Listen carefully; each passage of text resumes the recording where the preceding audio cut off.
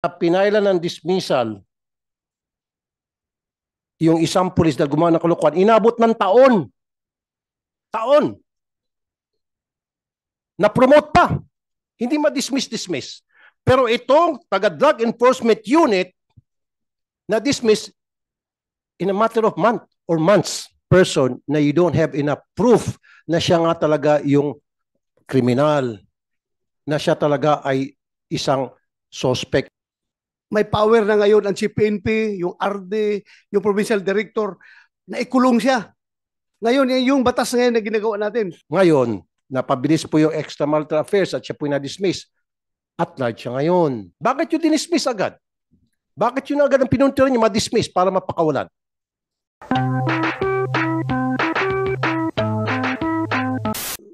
I-continue ko po yung line of questioning ko. Nasa inyo yung custody nitong si Major as a primary suspect. Tama? Ang ginawa nyo, pre-process nyo yung kanyang dismissal proceedings. At nung ma-dismiss siya, natural, pakakawalan nyo siya. Ngayon, nagtatago na. Ang pinagtataka ko, mas inuna nyo na ma-dismiss siya kaysa naman magkalap pa kayo ng mga additional evidence while he was in custody of the PNP. Minadali nyo yung dismissal proceedings, samantalang ang dami ko na pong kaso, Mr. Chair, na pinailan ng dismissal yung isang pulis na gumawa ng kalokohan, inabot ng taon. Taon. Na-promote pa. Hindi ma-dismiss. Pero itong taga-drug enforcement unit na-dismiss in a matter of month or months. Ang bilis. Siyempre, nung ma-dismiss na, kaya nga, nung tanong kanina si Senator Tolentino, at large. Kung hindi yun sana pinailan muna ng dismissal proceeding, nakahold sana siya ngayon sa PNP. Habang continuous yung inyong investigation at pagkalap ng ebidensya against him. Bakit yung dinismiss agad? Bakit yun agad ang pinuntiran niyo ma-dismiss para mapakawalan? Your Honor, if I may. Yeah, go ahead. First of all, meron po tayong proseso, yung motu proprio investigation being conducted by RIAS, and meron pong timeline na sinusundan. So, nasunod namin yung timeline. Actually, sir, nadili pa nga ng konti yung pagka-dismiss niya. So, pasok po kami sa timeline. Hindi namin ito binilisan or nothing else. Wala naman po kaming balak na hindi sana i-dismiss, whatever. But we just follow the procedure. Kagaya ng sabi ko kanina, nadili pa nga po yung hindi pa siya guilty. Suspect pa lamang siya, di po ba? As such, meron pa siya mga karapatan, di ba? So, why dismiss a person na you don't have enough proof na siya nga talaga yung kriminal, na siya talaga ay isang suspect? In fact, person of interest pa lamang siya. He's not even a suspect. Your Honor, if I may again. Sir, yung admin case po kasi niya did not emanate from the criminal case na na-file. But yung case na na-file sa kanya sa RIAS is yung extramarital affairs po niya. Your Honor. Inamin niya po ba na siya yung karelasyon niya itong beauty queen? Sir, nung kausap ko po siya, nag-usap po kami.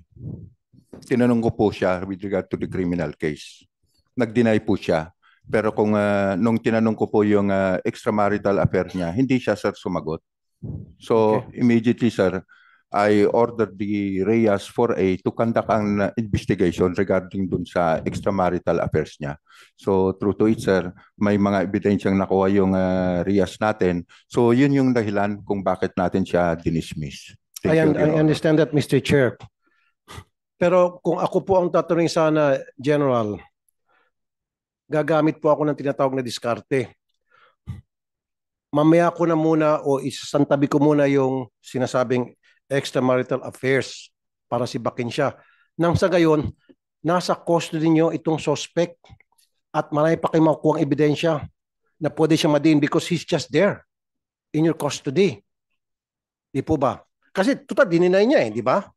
So instead of focusing on the extramarital affairs, why don't you just focus on him being a suspect of that crime? Yun po yung pinupunto ko rito.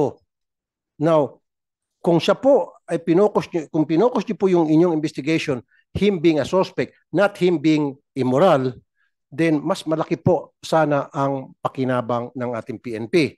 Ngayon, napabilis po yung extramarital affairs at siya po na-dismiss. At large siya ngayon. If you need something from him, he can no longer be contacted. Who knows, baka tumakbo na siya ng kung saan lugar, lumabas ng bansa. Yun po yung point ko. Diba? Yung extramarital affairs, later na lang yun. Pwede naman yun eh, it's just there. But this guy, he's already there. Hawak na natin, sir eh. Diba? Wala siyang kawala. Kaso ang ginawa nyo, pinailan nyo ng dismissal, illicit extramarital affairs, kailangan siya pakawalan, di ba? Kasi wala na sa PNP. And then off he goes. Tama po yan. Anyway, General Lucas, siguro, ako, sariling kong tsuri ito, si Major De Castro, whether or not dinismiss nyo siya administratively, kahit na hindi nyo siya dinismiss, kung ganun siya ka-guilty, mag-at-large talaga yun, sisibat talaga yun. Sisibat talaga yun. Kasi sabihin mo, kahit hindi nyo dinismiss yun, wala naman tayong power sa PNP na ikulong siya dahil bawal yan. Wala, hindi pa na-approve yung batas natin ginawa ngayon na kapag ang isang pulis, meron siyang misdemeanor na ginawa, may power na ngayon ang Chief PNP, yung RD, yung Provincial Director, na ikulong siya. Ngayon, yung batas ngayon na ginagawa natin. Pero sa ngayon, kahit na sabihin mong ano siya, under ang tawag niya, ang term natin dyan, restrictive custody, hindi pa rin siya nakakulong, sa loob lang siya ng barracks, sa loob ng perimeter camp, naglalakad-lakad.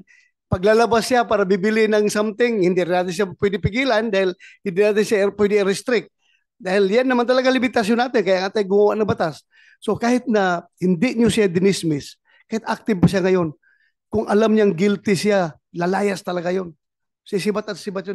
Walang hold ang PNP. Hindi talaga niya makulong. Yes, pero Mr. Chair, at least he's in restrictive custody and nandun pa rin yung bang siya ay member pa rin ng PNP, hawak pa rin siya ng PNP at anytime pwede siya patawag ng PNP at anytime pwede siyang imbestigahan o tanungin ng PNP to get more information from him, right? Kasi versus pag wala siya sa PNP, wala na kayong pakialam sa kanya. Kung siya po ay nasa custody pa rin ng PNP, restrictive man o hindi, at least may karapatan kayong ipatawag siya, tanungin siya at any time you want to gather more evidence. Tama po ba? Yes, Your Honor, if I may. Kung hindi ko po dinismiss si Major De Castro, I will be remiss of my job. I know that, General. Ang sinasabi ko lamang po, dininay niya di ba? Sabi niya, wala akong affairs dyan. Okay, so wala kang illicit affair dyan sa victim. Continue investigation, him being a suspect or parallel investigation gawin nyo. Ang nangyari po kasi, General, ang kinakasama ko lang ng loob, ngayon, na-dismiss na siya. Since dismissed na siya sa serbisyo, sabi nyo kanina, tinanong kayo ni Senator Tolentino, nagtago na. Di ba, sir? Nagtago na siya. Alam niyo ba kung nasaan siya? Your Honor, hindi naman po nagtago. Actually, kausapan namin kagabi until sabi niyo at large. 2 a.m. At large po sa... Technically, sir, he is not in our... Okay, so he's not arrested. So alam niyo po na... So as far as this committee is concerned, hindi pa siya at large. Dahil nagko-communicate pa siya May letter pa siya Your Honors, I humbly apologize for inability to go to your committee, honorable committee's invitation. Yes, signed, Police Major Alan De Castro. Meron pa siyang representing law office, Benitez Law, Ferdinand Benitez. So, kaya pa siya makontak to si lawyer. Your Honor, actually kausapan namin siya kagabi. And, so, andyan pa pala, andyan pa. He was about to join the proceeding. However, he was prevented by his lawyer. So, ang i-request sana namin to this honorable body is to issue a subpoena para mapilitang pumunta rito sa hearing, Your Honor. Di mo na Thank you po. kailangan i-request yan. Nasa isip niya ni Senator Tulfo. Tumatik yan ngayon before this hearing ends. Kasi ang We pagkakalam, will Mr. move. Chair. I will make the motion. Thank you. Akala ko kasi, Mr. Chair, nung sinabi niya at large, hindi na makita. Usually kasi ang pagkakaintindi ko, pag sinabing he's at large, the suspect is at large, nowhere can he be found. We don't know his whereabouts. So nandiyan pa pala. Okay, so kung nandiyan pa, very good. Okay? Now, ang tanong ko po, ano po yung ginagawa nyo ngayon sa PNP as far as investigation is concerned para madiin po siya? Kasi very clear na sa atin lahat dito ngayon na siya talaga ang suspect. Siya talaga ang primary suspect. At kasama itong kanyang driver. Sir, on the part of the CIDG, sir, we're still looking for witnesses. We have leads, no, as to possible whereabouts or saan dinala si Catherine. It's just very hard to substantiate into evidence form those information provided to us, because later on, sir, we'll be facing legal battle, and there should be somebody or any evidence for that matter to link De Castro, especially sa yung info gap natin as to the whereabout of the body of Miss Catherine Cameron. Anyway, hindi pa naman murder ang kinaso nyo, di ba? Serious illegal detention. Yes, sir, So it kidnapping. does not require the body of the crime. Yes, sir, yes, Oh, sir. so i-establish lang ninyo yung serious illegal detention. Okay na. Yes, sir. Actually, sir, in compliance to the Department Order DOJ DC-20, we have a collaboration with the prosecutors before the filing. And that was agreed between CIDG, Propor A, and the DOJ, sir, for the initial filing of kidnapping and serious illegal detention under Article 267 of RPC. Mr. Chair, niyaya niyo ho ba yung driver niya na maging state witness? Did you offer that to the driver? Yes, sir. When he voluntarily surrendered with Balayan PNP, we immediately send our investigators, CIDG investigators, to the station. Upon advice of the council, where he only provided our investigator as to his personal circumstances. But on matters relating to the case, he refused to answer, Mr. Chair. I know, he refused to answer. Of course, karapatan niya po yun. Ang tanong ko po, in-offer niyo ba sa kanya na, o sige, pag naging state witness ka, wala na kami sasampang kaso sa iyo, o mas magaan yung kaso mo, hindi ka magsaserve ng long term, bumaliktad ka na lang, sabi mo sa amin totoo, protektahan ka namin. Did you offer that? Yes, sir. Ano We po offered naging him tugon the niya? benefit of the witness protection program provided Yes. by the government. What did he say? He declined. He declined. Itong Globe, meron ng search warrant yung korte para doon sa telepono ni Major. Ayaw pa rin ng Globe mag-comply. Well, kung basehan natin yung previous case no, na imbestigahan natin dito sa committee, yung killing doon sa Vice Mayor ng Cagayan, suspect natin yung mayor mismo. Matanda. Nag-file tayo. Ang PRO to, yung crime lab doon, nag-file ng warrant sa korte, warrant to disclose computer data. Ngayon, pumunta yung Globe dito kasama sa hearing natin. Ang sabi ng Globe, ang computer data na ma-release nila, yung hanggang limitado lang daw doon sa yung call data records. Kung anong number tinawagan or tinext. Pero yung content mismo ng text messages, wala daw silang storage noon. Hindi nila may release the storage. Pero hindi ako naniniwala. Ha? Hindi ako naniniwala. Maybe pwede natin patawag din yung DICT, Mr. Chair. Yes, pwede. Ang DICT. DICT, yeah. Yeah. Busek, DICT plus Information Globe. Technology. Ah. So Ma'am Ching Ching, so meron ng court order sa Globe para payagan na hingi yung mga data sa cellphone ni Major. Walang ginawang action ang Globe Wala pa po, sir. ni isa. Wala pa po. Nakita niyo katigasan ng ulo nitong Globe, Mr. Chair? Yes, so far, nagsabi sa iyo ang NBI na wala talaga binigay ang Globe? Wala po. Wala pong, nagsabi po sila na, Na-serve na nila yung warrant? Opo. sa Globe. Bali, na-serve, wala pa po silang sinasabi na na-serve na, pero Anyway, meron na pong search warrant. Senator Tulfo, Kumsek, yung NBI na hawak ng kaso nila, imbitahan natin next hearing. Yung NBI para malaman natin. Yung Globe, Mr. pati Chair, yung Globe. sana, at saka DICT. DICT. Para magkaalamanan. Yes. Kasi yung sinasabi nung last hearing, I remember that, Hmm. na hanggang doon lang sila sa tawag, back and forth. Well, yeah. But they cannot retrieve text messages. Text messages, That's wala. bullshit. Wala. We know for a fact na kaya yun, in fact, sa ibang bansa, tulad sa US, sa Europe, na na-retrieve po yung mga text messages. They have files pertaining to that. Yeah. Talagang ayaw lang po talaga nitong Globe.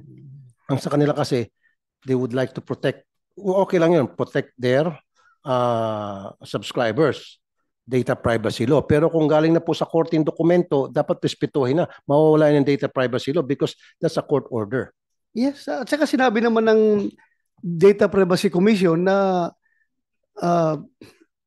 pwede yan, pwede release ng Globe kung lahat ng data na may hawak nila, kasama na yung content ng mga messages, pwede na release. Sabi ng Data Privacy Pag Commission. meron, special pag may court order. Pag Mr. may Chair. court order. Oh. Ito pala, may court order na, hindi pa rin po uma-action yung Globe. Well, patawag natin yung Globe. Yes, sir. Next hearing. Thank you. So, nagkakaroon ng parallel investigation, NBI at saka PNP. Opo. Para sa inyo, sino po mas mabilis sa pag-imbestiga? Bali, para po sa akin, mas na pumapanig po ako sa NBI dahil ako po mismo yung nakakakita kung ano po nangyari nung araw po na yun. Ano pong pinagkakaiba doon sa investigation na ginagawa ng PNP versus sa NBI, ma'am? Bali, yun pong sa PNP, wala po akong nakikita na mga witness na sinasabi po na nila na nakakita po ng katawan po ng kapatid ko na nililipat. Kahit po yung hindi ko naman po sila ibinababa kasi tawag po dito. Kahit po doon sa pagkuha po ng DNA sample, wala man lang po kaming nakita na, oh, ito po yung picture ng dugo or yung hair strand po na sinasabi. Wala po kaming nakitang ganun. Pero yung sa NBI po, alam ko po na yun pong mga tao na involved po dito. Sila po talaga. Okay, so in other words, mas thorough, mas mabusis yung NBI Opo. pag-imbestiga kaysa sa PNP. Mas satisfied kayo. Opo. Mr. Chair, marami na po kong kaso. Kanina sa opening statement ko, sinabi ko naman hindi naman lahat sa PNP loko-loko. Napakarami pa rin po mababait sa inyo sa PNP and I salute them because I have so many good friends in the PNP. In fact, may mga relatives pa ako sa PNP. However, yung bang may bulok na itlog doon, yung kabulukan ng itlog na yan, nahawaan po yung mga malilinis sa PNP.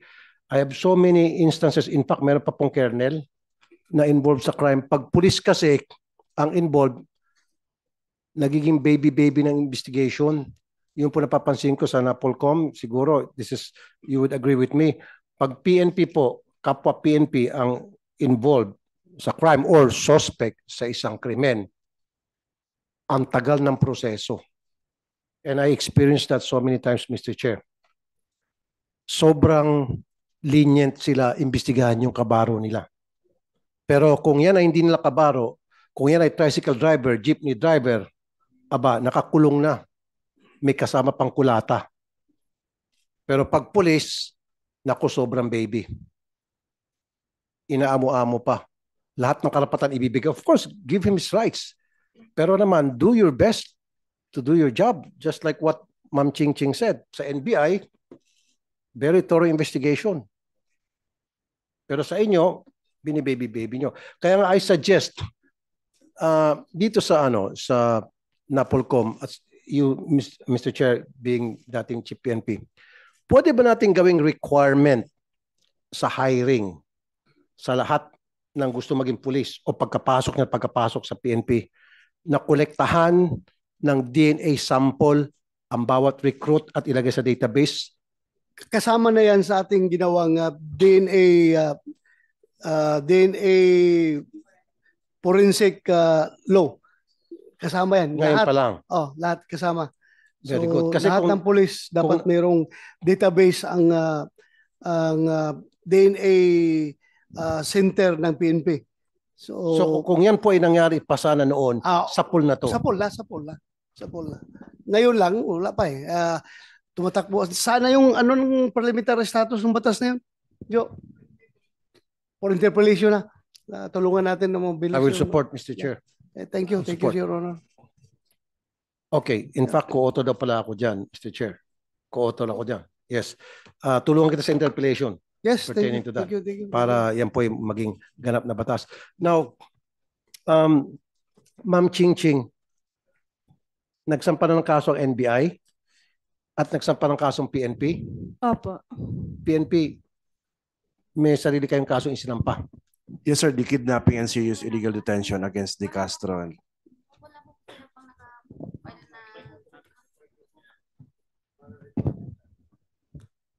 Ang NBI po ata, sir, hindi pa po nagpa-file ng kaso at inihintayan pa nga po ang ano nung Globe, yung pagbibigay nila ng ano bang tawag dito? Ng action po para mas mapaigi pa po yung investigasyon nila sa ngalan po ng ano Okay. ng data. Sa PNP, ano na po yung status ng case na ipinal niyo po na serious illegal detention? Sir, we're still Babaki awaiting Major? for the resolution, sir. Kasi the case was elevated to the regional level of the regional state prosecutor after the inhibition of the Batangas prosecutor's officer. Pina-inhibit niyo po yung prosecutor? And what was the reason again, sir, why you requested for inhibition of the prosecutor?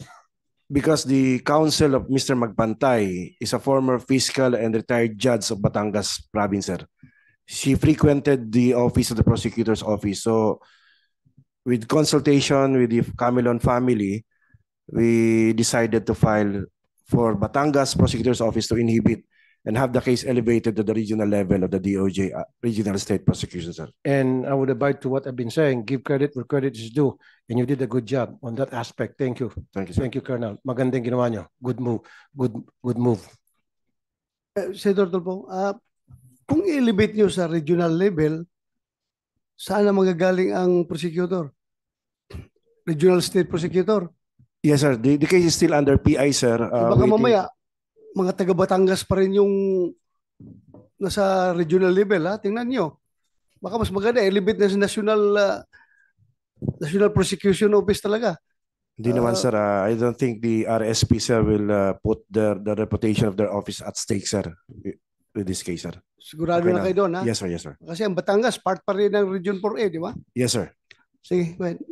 Ang ibig sabihin kasi, Colonel, ni Mr. Chair, sana sa Manila na lang para talagang malayong malayo.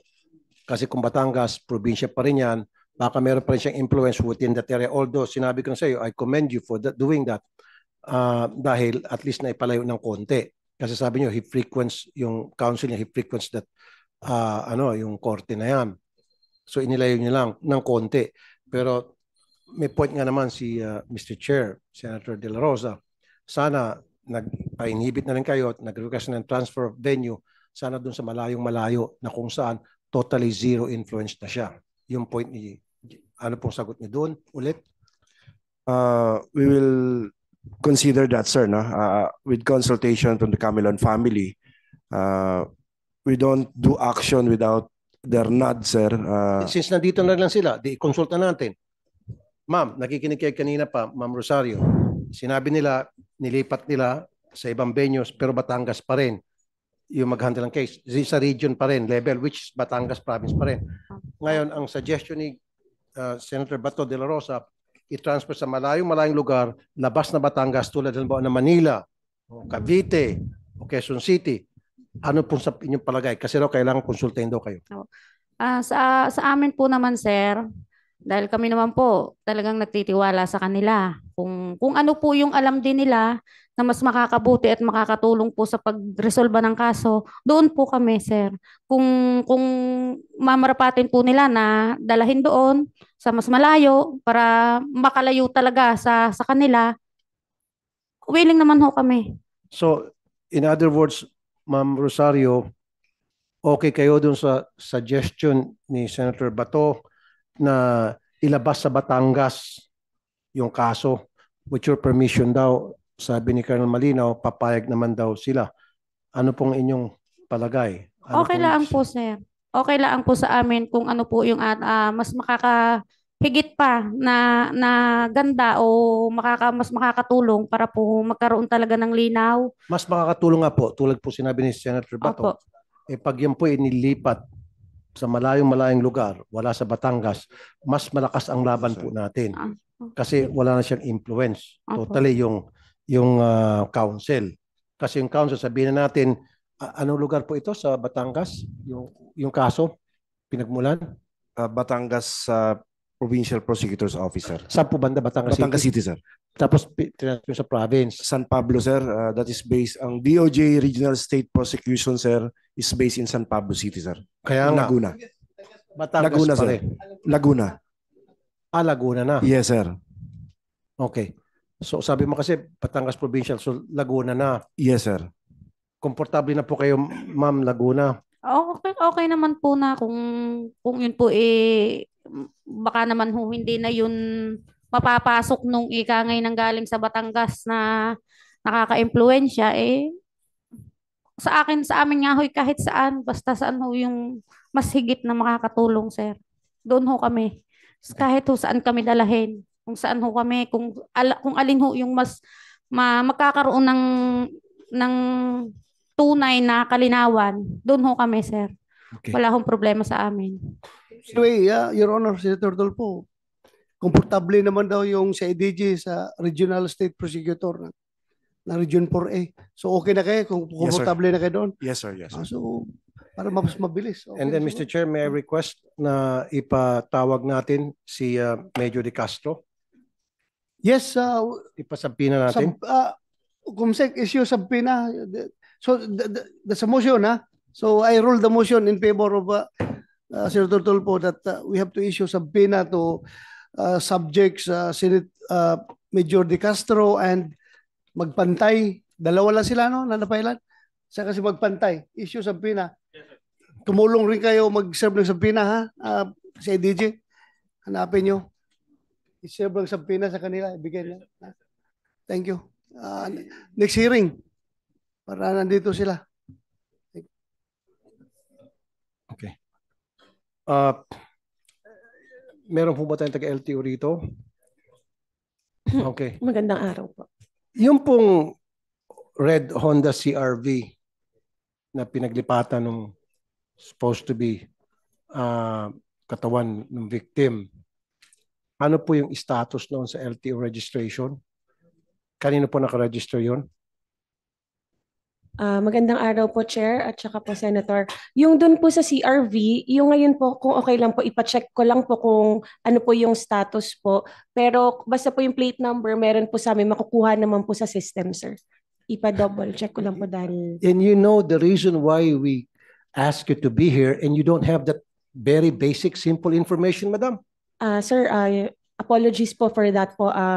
Because meron po kaming certain unit po in charge po for that. Pero makukuha ko po ngayon po, sir. Pero ma'am, Apo. alam mo naman na ito yung pinag-uusapan natin. Yes, sir. Apo. Sana before you came here, you have that basic information. Kanino nakaregister yan? Anong status niya ngayon sa LTO? Kasi Mr. Chair, itong Honda CRV, yung plate number nito, correct me if I'm wrong, nakaregister pa rin doon sa old owner.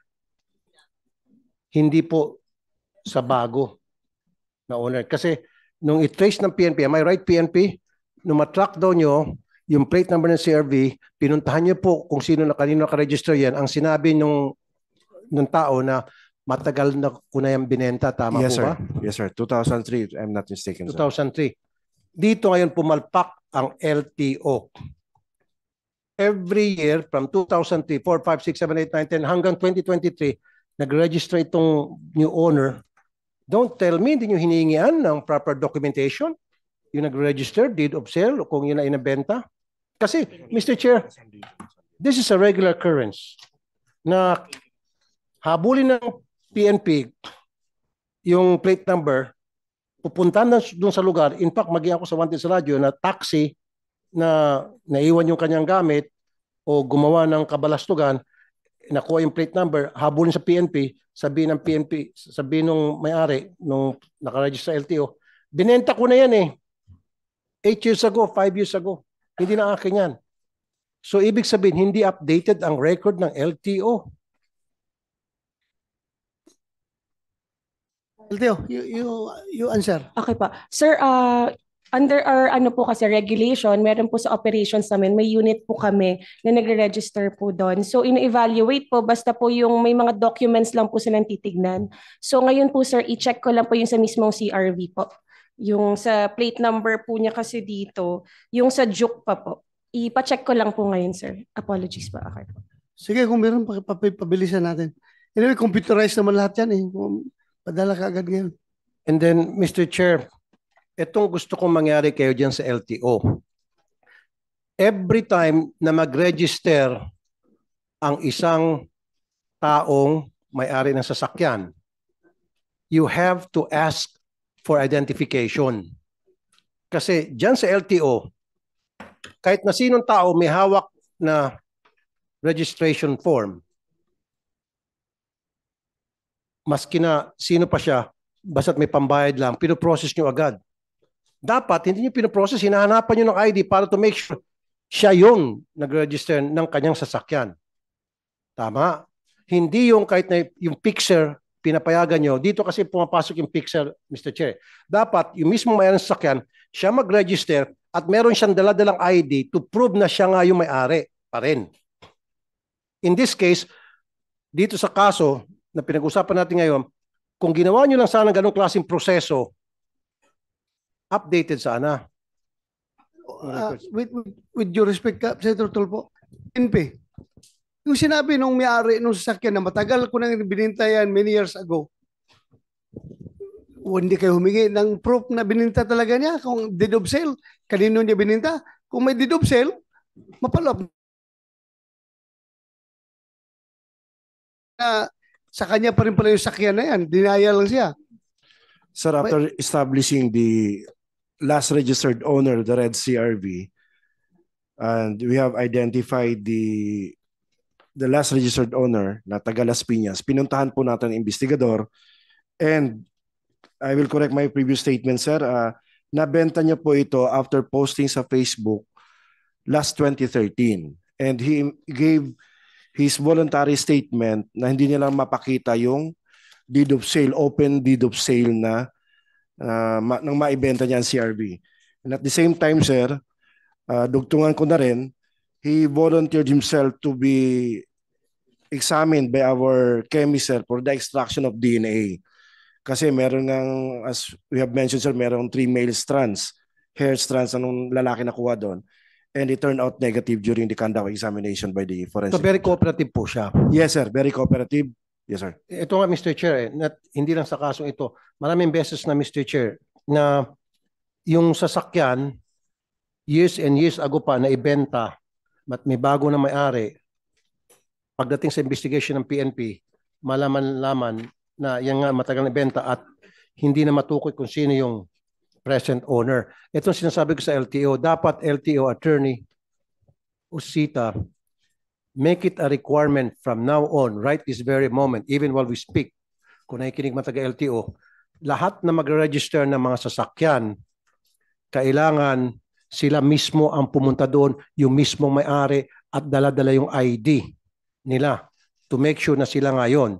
Kasi gano'n naman nangyari sa ibang bansa eh. You cannot ask anybody to register your car for you. You have to do it yourself. Alam mo, sa DMV, sa California, you have to go there by yourself.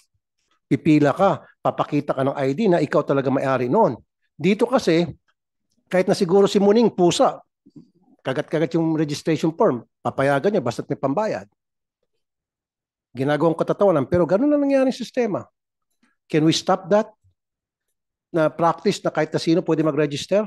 Kasi ito, 2013 pa. Oh, updated ba yung kanyang registration? Expired? Let me check first, sir.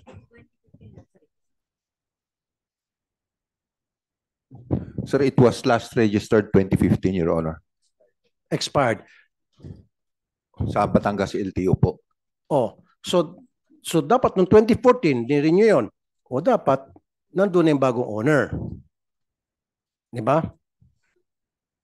So at least merong 1 year na dapat na-presenta yung bagong owner. So ang point ko rito, from now on LTO, make it a point, lahat na mag-register ng mga sasakyan, it has to be the owner. Wag na yung mga fixer. Kasi sa ngayon, Mr. Chair, pwede ka mag-utos eh. Fixer, halika rito. Ito, 3,000, i-register mo itong sasakyan ko. Nang sa gayon, maiwasan natin ganito klase mga sitwasyon. Is that right? Tapos Yes po, siyempre sir. yung owner magpapakita ng mga identification to prove na, yes, I'm that owner of the car. Diba? At ito'y binenta sa akin, pakita ng deed of sale, etc. At meron tayo rin ganong klase mga sa customs, patay kayo. Yung Bugatti, Mr. Chair, sabit ang LTO rito. Pero that's a different case.